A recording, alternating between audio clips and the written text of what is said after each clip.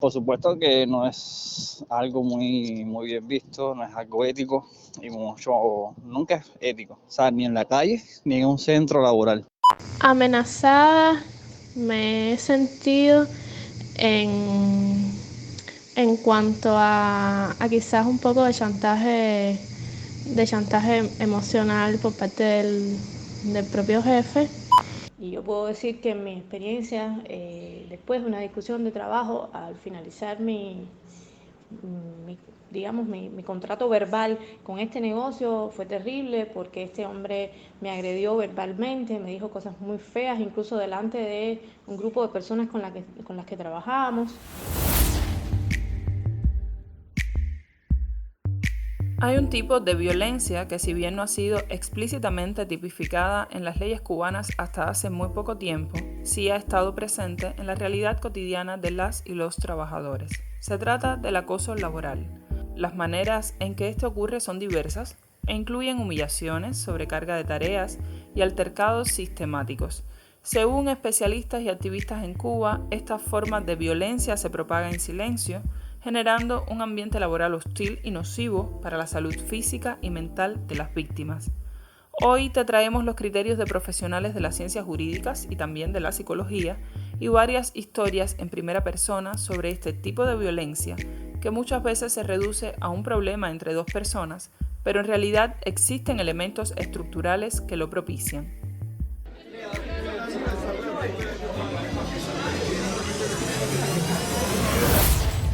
Alcemos la voz, un podcast de la corresponsalía en Cuba del Servicio de Noticias de la Mujer de Latinoamérica y el Caribe, SEMLA. Te proponemos encontrarnos el día 25 de cada mes para hablar sobre la violencia desde miradas diversas. Daremos voz a activistas y expertos, a personas con experiencia de vida y testimonios relevantes. Y claro, tus opiniones también serán importantes.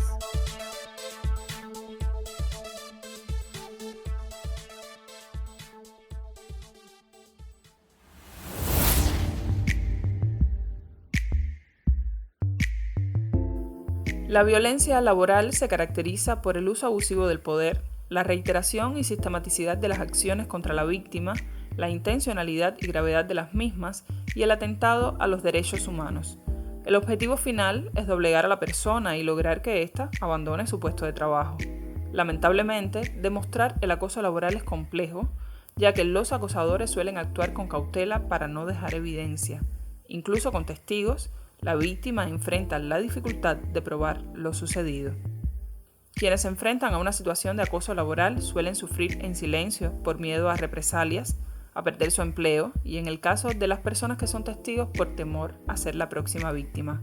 Esta invisibilización dificulta aún más la prevención y el tratamiento integral de esta problemática. ¿Has pensado alguna vez en este tema? Si nos estás escuchando, puedes repasar junto a nosotras los ejemplos de acoso laboral que existen y aprender a identificarlos. Entre sus expresiones más comunes encontramos evaluaciones excesivas y controles innecesarios, invasión de la vida privada, cuestionamientos constantes a comportamientos y decisiones, llamadas de atención en público, negación de vacaciones o cambios arbitrarios en las mismas.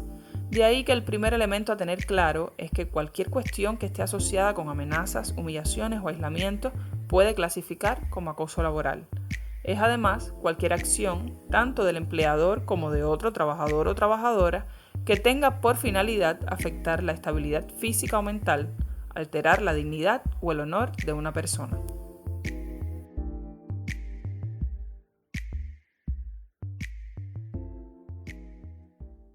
No sé si a nivel laboral exista. Yo me imagino que sí, que en cuanto a leyes laborales exista algo plasmado como que denunciar en el caso de ser víctima de un acoso sexual. Pero bueno, ahí sí no tengo toda la certeza de que exista o no. Me imagino que sí. Y si no, debería entonces considerarse en los códigos protocolares de un trabajo, ¿no? Las normas de un trabajo, las leyes de derechos de los trabajadores. Existe consenso sobre la necesidad de una respuesta integral frente al acoso, pues según un informe de 2018 de la Organización Internacional del Trabajo, la OIT, Este es un problema complejo y extendido que no distingue fronteras, sistemas políticos, ámbitos de trabajo o categorías profesionales. La preocupación de la organización internacional cristalizó en junio de 2019 con la aprobación del Convenio 190 de la OIT sobre la eliminación de la violencia y el acoso en el mundo del trabajo. De hecho, el Convenio 190 y la Recomendación 206 son las primeras normas internacionales del trabajo que proporcionan un marco común para prevenir, remediar y eliminar la violencia y el acoso en este espacio. Cuba, en septiembre de 2023, dio un paso importante en la lucha contra el acoso laboral con la aprobación del Decreto Ley 96. Este decreto establece un protocolo de actuación para prevenir y enfrentar situaciones de discriminación, violencia y acoso en el ámbito laboral.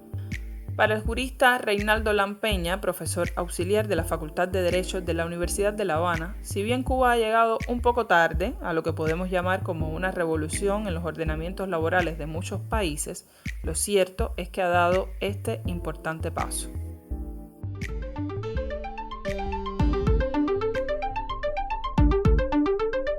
Durante mucho tiempo, los temas de violencia y acoso en el trabajo en Cuba estuvieron un poco como que bajo la idea de que el tipo de sociedad, incluso el tipo de empresa, sobre todo estatal, que existía en el país, no era una organización, un centro de trabajo que fuera propicio para que hubieran este tipo de manifestaciones. Y yo creo que eso también ha sido una cuestión que no solamente ha existido en Cuba, sino ha sido generalizada. Es decir, prácticamente yo me atrevería a decir que ha sido desde los primeros años del siglo, XXI, ¿sí? Desde los 2000 y tanto, donde en el mundo incluso se ha tomado conciencia de lo que significa el acoso laboral, ¿ya? Sobre todo porque eso también viene aparejado a manifestaciones que son semejantes y que forman parte de un núcleo más grande, que pueden estar, por ejemplo, asociados a todo lo que tiene que ver con la discriminación,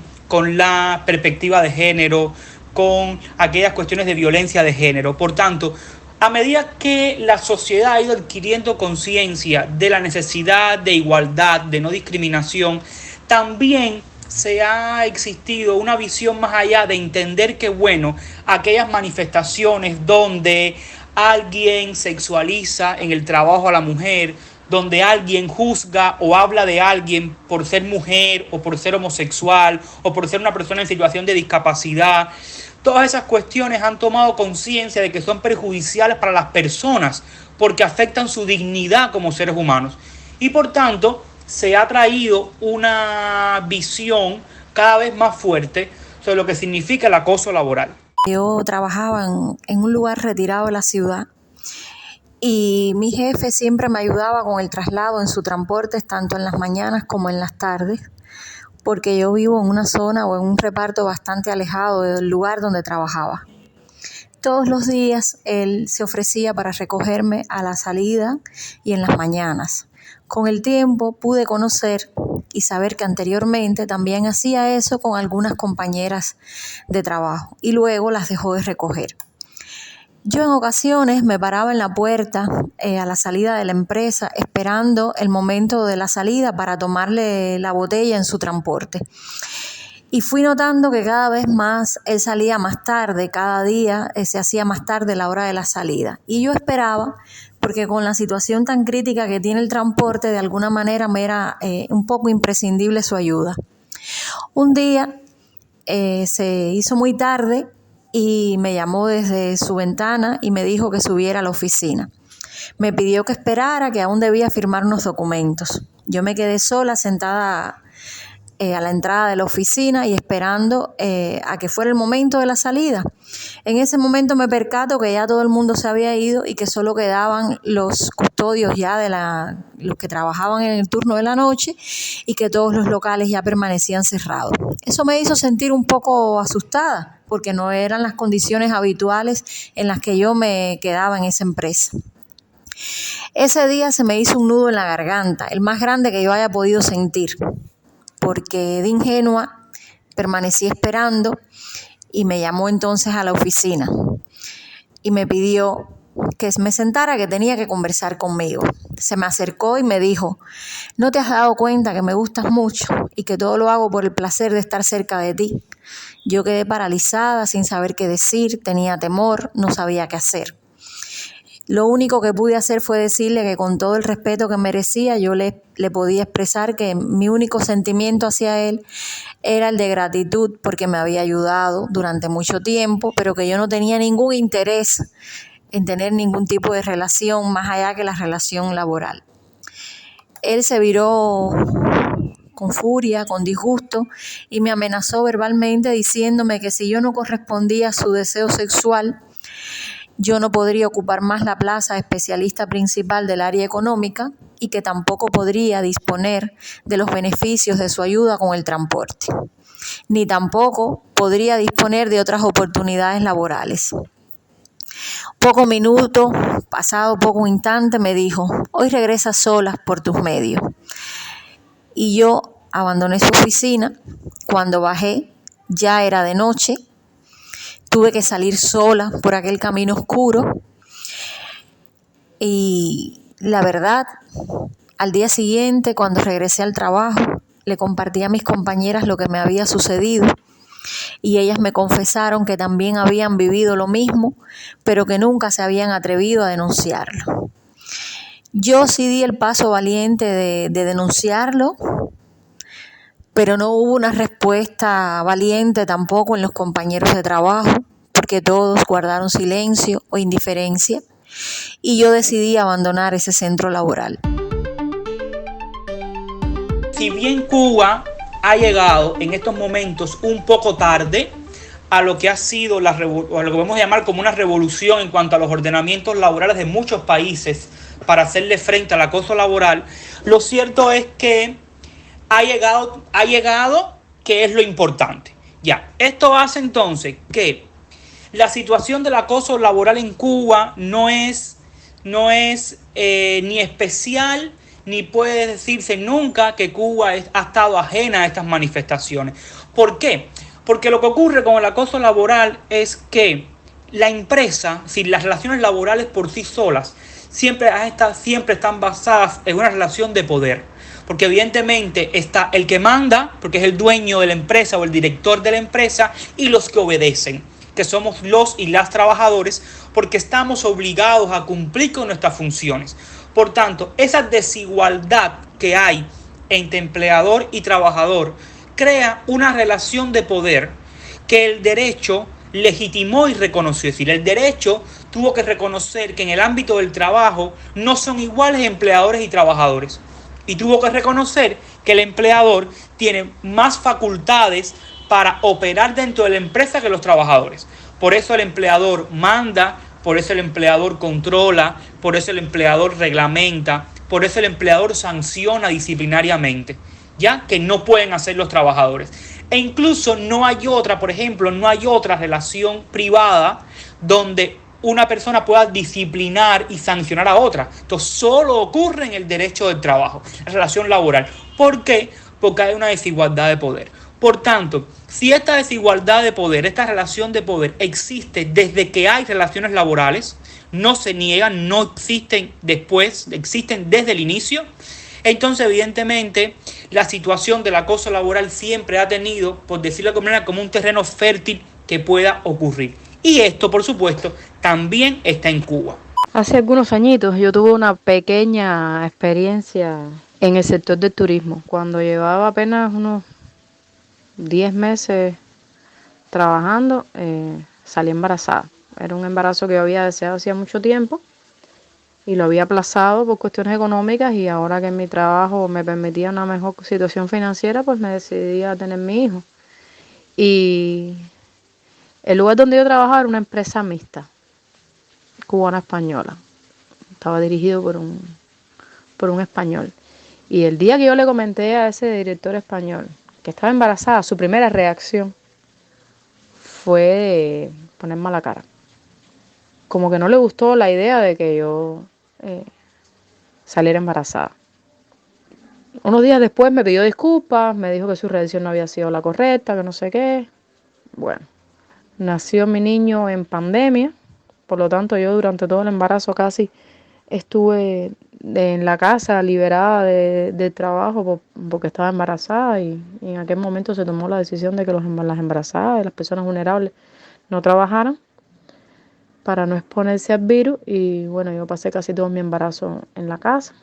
Y cuando llegó el momento en que el niño cumplió el año y me debí incorporar, pues me incorporé. Ya estábamos todos vacunados y aunque todavía quedaba un poco de problemas con la COVID, ya se habían hecho las campañas de vacunación, ya la vida estaba retomando la normalidad.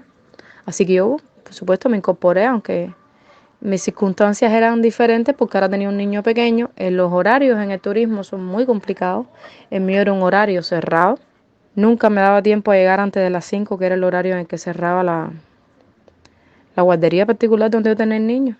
Yo nunca pedí círculo estatal porque en mi sector del turismo no era muy probable que se priorizara para otorgarme una plaza y entonces nunca lo pedí. Hablé con mi jefe inmediato superior, le expliqué mi situación y que yo necesitaba irme media hora antes del fin de mi jornada laboral. Hablé con mi jefe de recursos humanos y me dijo que no había ningún problema, que de hecho no se me descontaría, porque en el turismo sí, nosotros marcábamos tarjeta y te descontaban hasta el minuto antes que te iba, pero que por media hora no se descontaba y que yo no iba a tener afectación salarial tampoco por eso. Así que yo me fui confiada de que yo saliendo a las 3:30, tampoco iba muy amplia de tiempo, pero me resultaba un poquitico más fácil llegar antes de las 5 al cuido. ¿Cómo cambia el escenario jurídico y preventivo desde la aprobación del protocolo de actuación ante situaciones de discriminación y de acoso en el ámbito laboral contenido en el Decreto Ley 96 de 2023? Yo recibo con muchísimo agrado, fue muy bien visto el Decreto 96. ¿Por qué? Porque ya te comentaba, existen condiciones fácticas reales para que haya manifestaciones de acoso. Muchas personas en su vida han vivido una situación de acoso. Las mujeres son más propicias a vivir manifestaciones de acosos, ya producto del tipo de sociedad en el que vivimos. Y aunque haya muchas de estas cuestiones que se hayan naturalizado, siguen siendo acoso. Por ejemplo, yo conocí una mujer por cuestiones de su embarazo, puede sufrir manifestaciones de acoso. Por tanto, el escenario es propicio para que todo eso ocurriera. Y no existía en Cuba una norma que le pusiera freno a estas manifestaciones en la empresa. Las soluciones que existían antes de esto era, por ejemplo, que los empleadores por propia voluntad establecieran como una sanción, como una indisciplina, aquellas manifestaciones de acoso o violencia e impusieran una sanción. ¿Por qué? Porque en los reglamentos internos los empleadores tienen la facultad de establecer infracciones. Lo que pasa es que como esta cuestión no era conocida, no había una voluntad política, no habían políticas públicas, ya no había un cambio cultural en este tema, se entendía que esto no existía y por tanto no era necesario. Y por tanto, un espacio que podía existir para proteger manifestaciones de acoso, que era estableciendo infracciones en los reglamentos, no existía.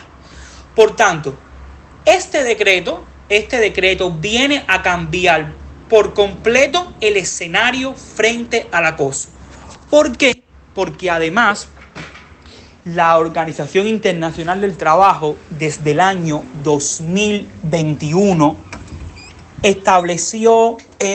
puso en vigor el convenio 190, que era un convenio contra la violencia, que es el convenio contra la violencia de acoso.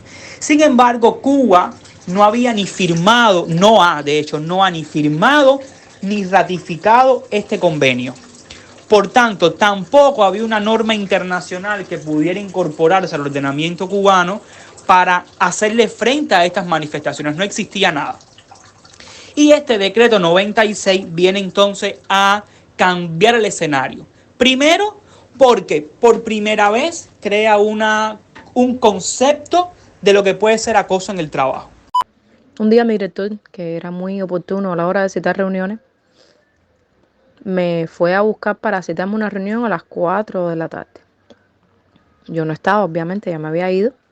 Mi jefe de departamento le explicó las razones por las que yo no estaba y según me contaron, el director se molestó.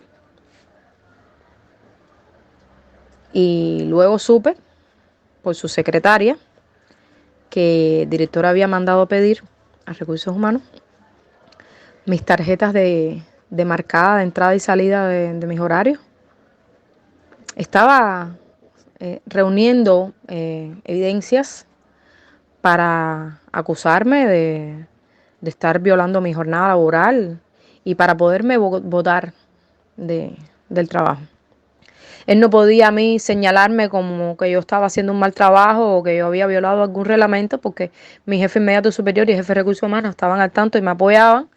Pero yo sabía también que al ser una empresa mixta, él podía decirle a la empresa que contrata, a la intermediaria, la agencia empleadora, decirle que yo no era idónea para el puesto de trabajo y devolverme a la agencia. Y esa era una forma que él tenía para sacarme. Y yo no quería que llegara a ese punto. Por una cuestión de cuidado profesional y por millones de cosas más, ¿no? Y estuve desde ese mes 6 meses buscándome otro trabajo. Y en cuanto lo encontré me fui. Porque ya yo no me sentía a gusto con el trabajo que yo estaba haciendo, porque sabía que tenía una espada de Damocles pendiendo sobre mi cabeza con una persona que era mi jefe, que no quería que yo estuviera ahí. Cuando mi hijo sea grande y sea capaz de ir solo a la casa, yo volveré a trabajar en la calle. Mientras tanto, no acepto ningún tipo de trabajo que sea presencial, porque me voy a ver siempre imposibilitada de cumplir con la jornada laboral de horario cerrado y no quiero tener experiencias negativas con jefes que no comprendan esa circunstancia personal.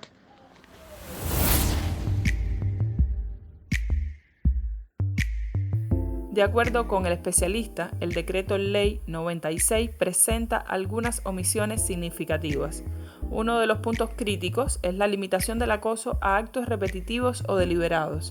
El convenio 190 de la OIT, en cambio, reconoce que una sola acción puede constituir acoso si causa un riesgo a los derechos, afecta la dignidad o desestabiliza física o mentalmente a la víctima. Este desfase entre la normativa cubana y la internacional genera la necesidad de modificar el decreto ley 96 para que esté en consonancia con los estándares globales. La firma del convenio 190 por parte de Cuba, que aún no ha sido concretada, también implicaría esta actualización si Cuba firmase en un futuro este documento. Otro elemento clave que quedó fuera es establecer una protección especial a quien denuncia que es víctima de acoso. Ya en otros ordenamientos y desde el punto de vista general, en el derecho del trabajo, en materia laboral, hay una institución que se llama garantía de indemnidad. Esto quiere decir que cuando un trabajador denuncia o reclama algo a su empleador, el empleador no puede tomar represalias contra el trabajador. Porque es muy normal. Un trabajador denuncia que su jefe lo acosa, se hace el protocolo, la investigación dice que no hubo acoso y al mes despiden al trabajador. ¿Ya? Porque el empleador tiene poder para hacer eso. La garantía de indemnidad dice que contra el trabajador que reclama, el trabajador que denuncia, el empleador no puede tomar represalias. Y si toma represalias, a quien se sanciona es al empleador. Y eso no está en la norma cubana del decreto 96. Todas las normas laborales en Cuba han creado erradamente distinciones entre el sector privado y el sector estatal.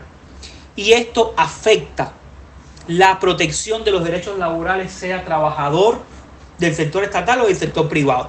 ¿Por qué? Porque hay que partir de una premisa, que trabajador es trabajador trabaja en el sector jurídico o en el sector económico que sea.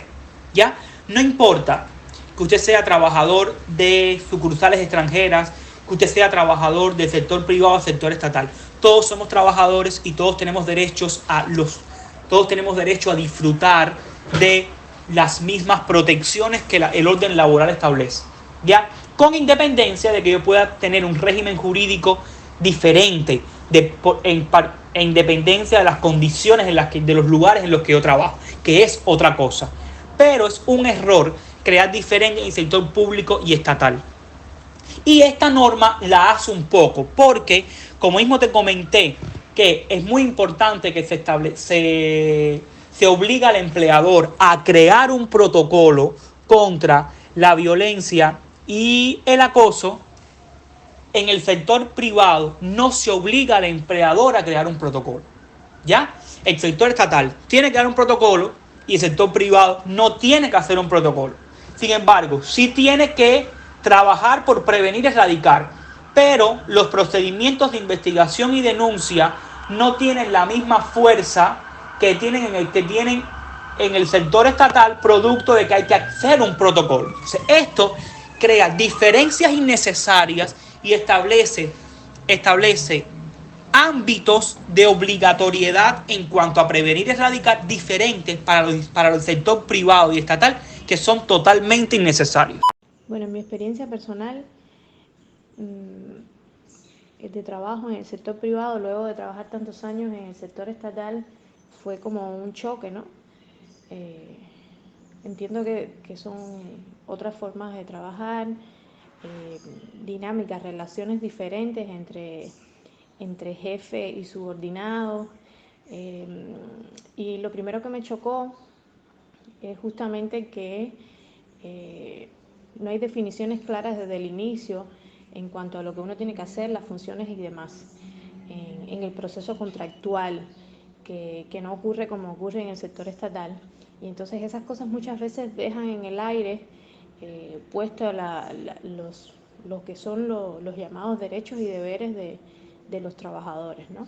Que yo creo que deberían estar claros y definidos en cualquier sector. Y en mi experiencia debo decir que eso tuvo un efecto negativo, puesto que desde el primer momento el jefe que yo tenía asumió que nosotros debíamos trabajar y funcionar como máquinas. No tuvimos claro desde el primer momento una definición de horario de almuerzo, no tuvimos desde el primer inicio claridad de cuál iba a ser nuestro salario, y era como que iniciemos a trabajar y vamos a ir probando, y realmente eso no funciona así.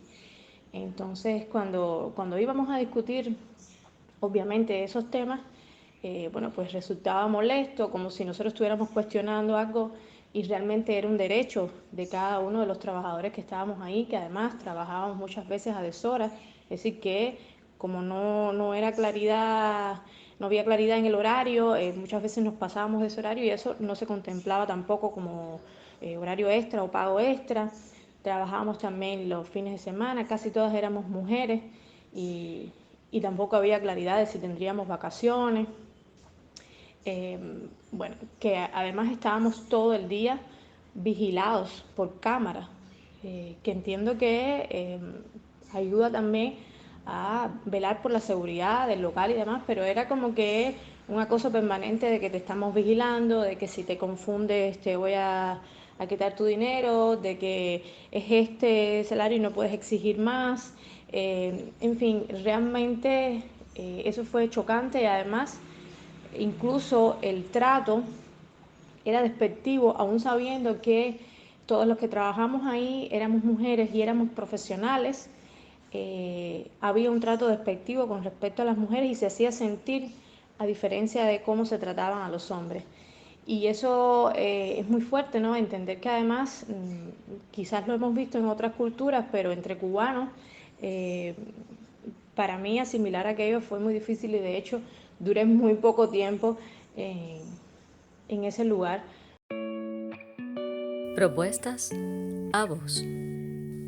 En este episodio hemos hablado del Convenio 190 de la Organización Internacional del Trabajo, OIT, y su recomendación 206, ambos publicados en el año 2019.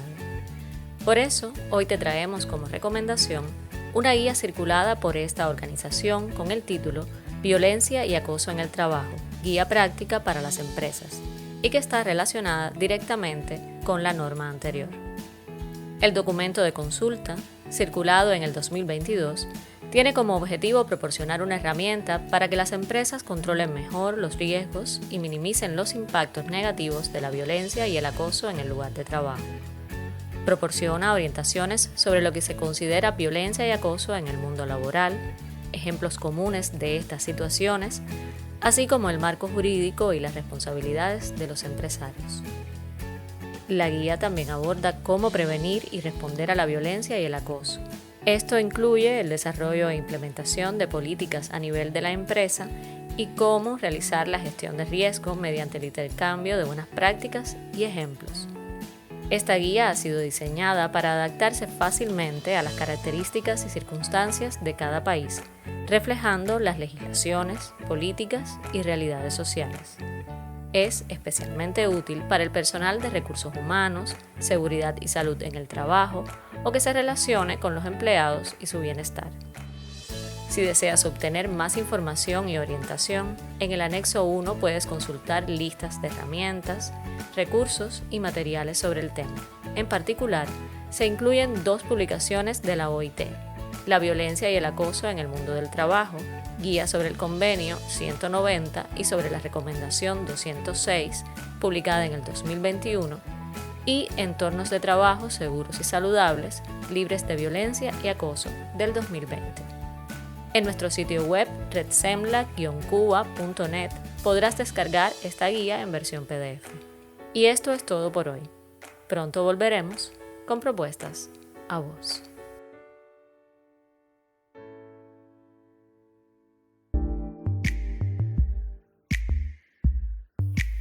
Esto es Alcemos la Voz, un espacio donde cada día 25 dedicamos unos minutos a hablar sobre las violencias machistas y en esta ocasión el tema escogido es el acoso laboral. Entre las muchas afectaciones que este tipo de conductas violentas pueden tener sobre las víctimas se encuentran las psicológicas, pues no todas las personas son capaces de asimilar de la misma forma y con las mismas herramientas las situaciones de violencia a las que se enfrenta en el espacio laboral. Para la psicóloga Isachi Peña Pino, profesora de la Facultad de Psicología de la Universidad de La Habana, el daño psicológico ocasionado puede tener diversas manifestaciones y repercutir en el plano profesional, familiar y personal de la persona, afectándola incluso tiempo después de que esta situación ha finalizado.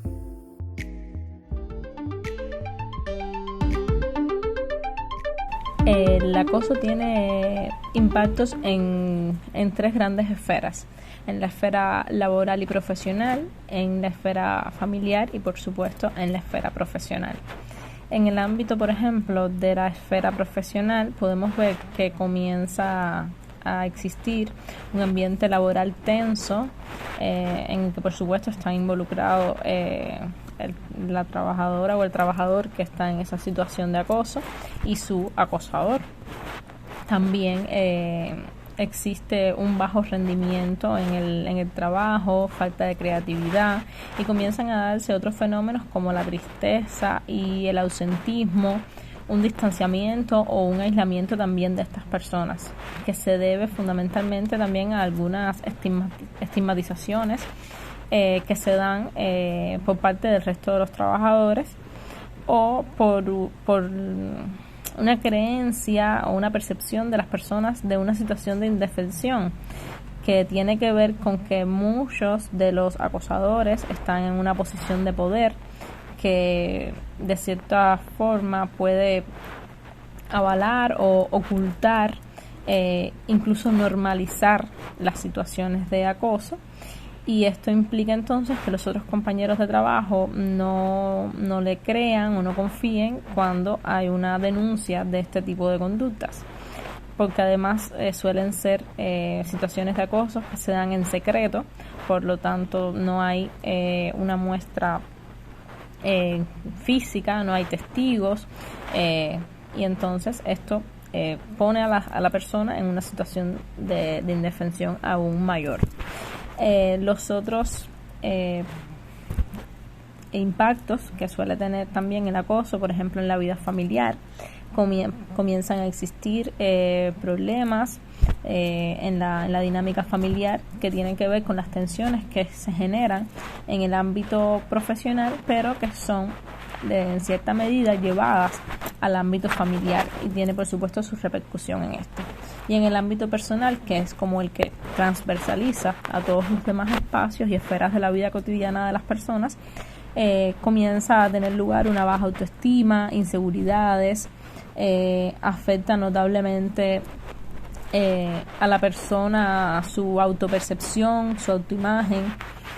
Por supuesto hay una afectación de la dignidad de la persona y que se traduce a través de las constantes amenazas, humillaciones y violencias de todo tipo que pueden darse, ya sea física, psicológica, simbólica o sexual, como pueden ocurrir.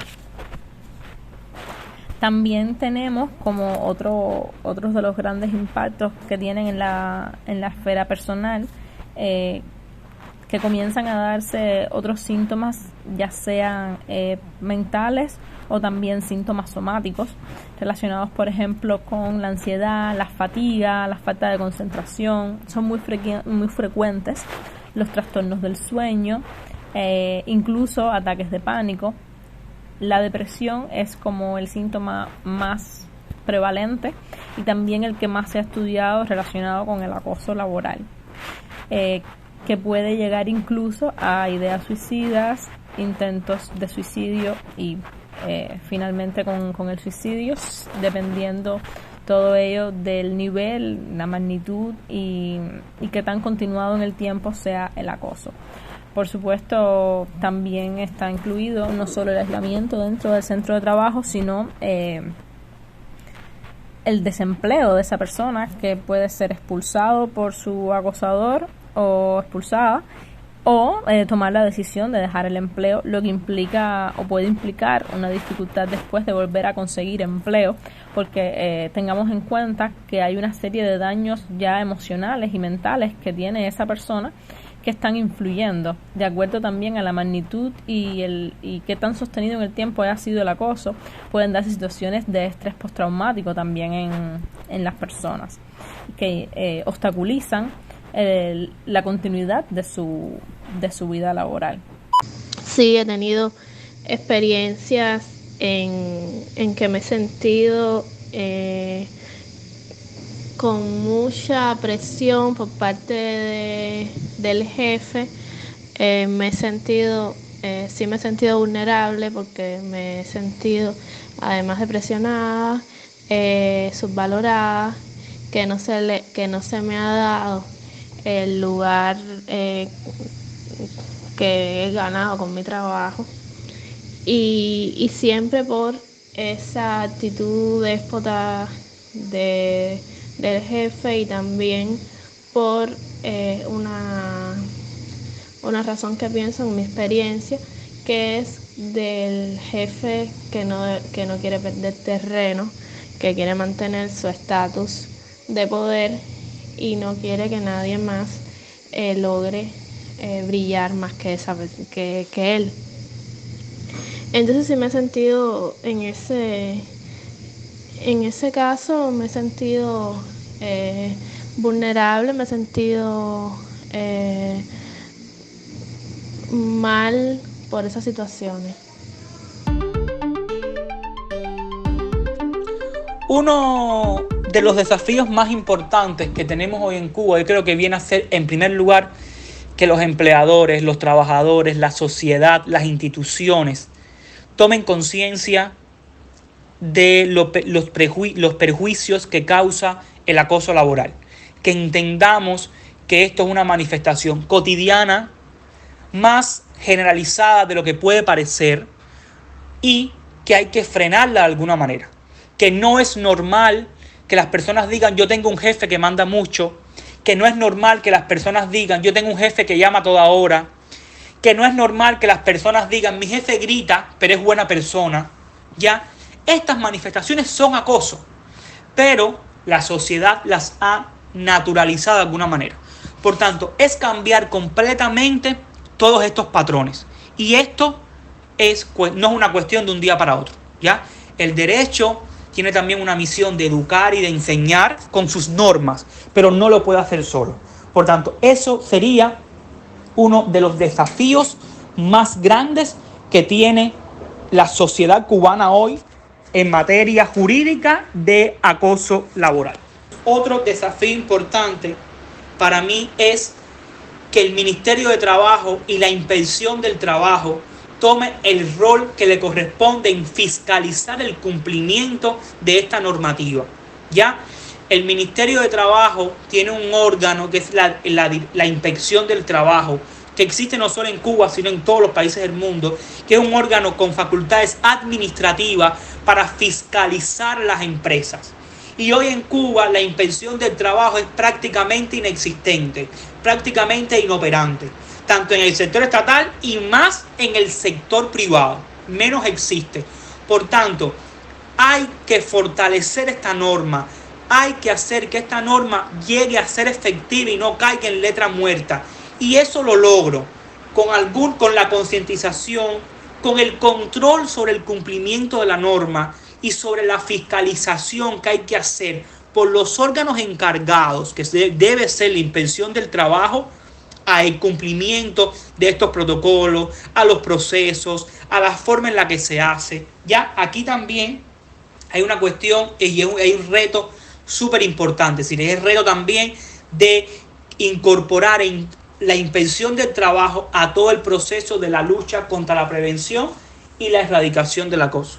Otro reto importantísimo viene a ser que esta norma en muchas cuestiones es un poco amplia, sí.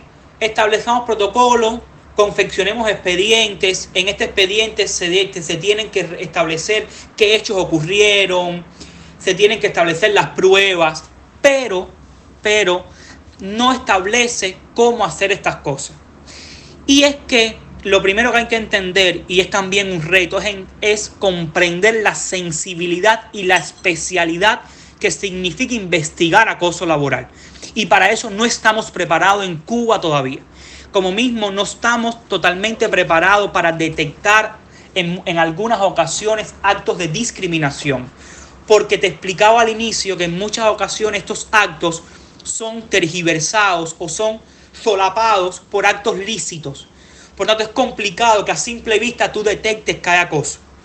Por tanto, esto lleva a que haya que capacitar y preparar a los trabajadores en sus derechos, a los empleadores, a los órganos de justicia laboral, que son los que están obligados a detectar y a juzgar estos temas, a los jueces en los tribunales, ya a las personas que hoy van a quedar encargadas en las empresas de investigar el acoso.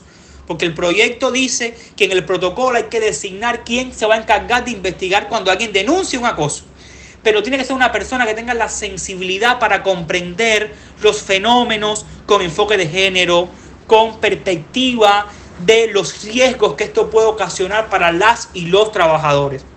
Eso es otro reto súper importante, porque si bien, por ejemplo, la norma te dice, creamos un expediente, investiguemos los hechos, propongamos las pruebas que cada cual va a establecer. Miren, en muchas ocasiones, en un acto de acoso puede ocurrir dentro de una oficina entre un jefe y una trabajadora y es muy complicado detectar los hechos. Y es importante que comprendamos que no podemos exigirle el mismo nivel de probanza, por ejemplo, a la víctima que al victimario. Eso también lleva un cambio de mentalidad, que comprendamos cómo busco los hechos, cómo busco las pruebas, a quién se las pido. Ya, porque si no, esto va a caer en letra muerta. Va a haber un protocolo que va a estar engavetado, tomando polvo en la empresa, porque nadie va a denunciar. Cuando se denuncie, van a investigar mal, van a decir que van a llegar a conclusiones erradas y la persona va a seguir siendo victimizada. Hubo un momento que en mi trabajo la mayoría éramos mujeres y el chofer de la jefa, de nosotros, siempre ha sido un hombre muy tenebroso a la hora de tú verlo a la cara. Y es esta gente que se te queda mirando fijo, que te dice que estás muy linda, que bien te queda esa ropa, pero de una forma que tú te das cuenta que es insinuante. Y nos ha pasado a todas allí. Poco a poco, una más que otra, se ha tratado de conversar y de hacer lo menos posible con él, excepto, de hecho, no permitimos ni que nos dé botella ni nada. Preferimos irnos sola para los lugares antes de que él nos vaya a dar un tipo de botella, a no ser que esté la jefa con él en el carro, que ahí sí él no se pasa. Pero tengo entendido que a una de nosotros en un momento determinado sí se le insinuó un poco más en su casa cuando la llevó, y eso perjudicó mucho la relación entre todos ahí en el trabajo. A pesar de que todo el mundo sabe en el trabajo que él es un tipo raro y acosador, nadie se atreve a decir nada porque es el protegido de la jefa y tienen hasta una relación.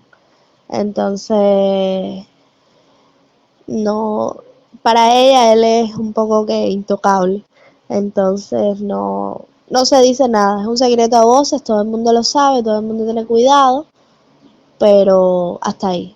Entonces sí creo que si me tocara personalmente un tipo de abuso o de acoso más extremo, sí pudiera denunciarlo, o al menos buscar las herramientas o la comunicación con otras personas para hacerlo. Pero como no me ha pasado y han sido cosas muy leves, no me he visto en la necesidad de hacerlo.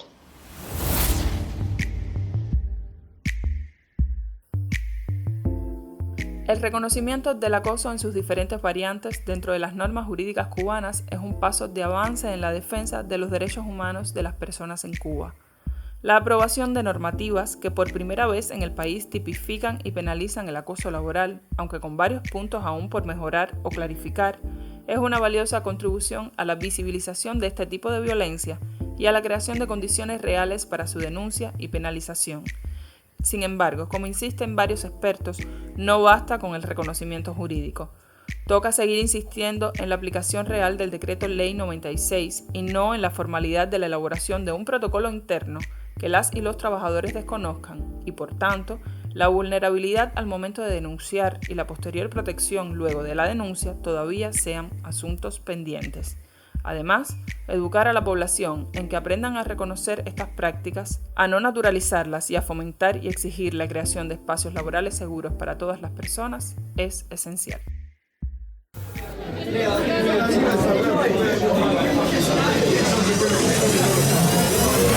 Y ya bajamos decibeles. Hasta otro encuentro en que alcemos la voz.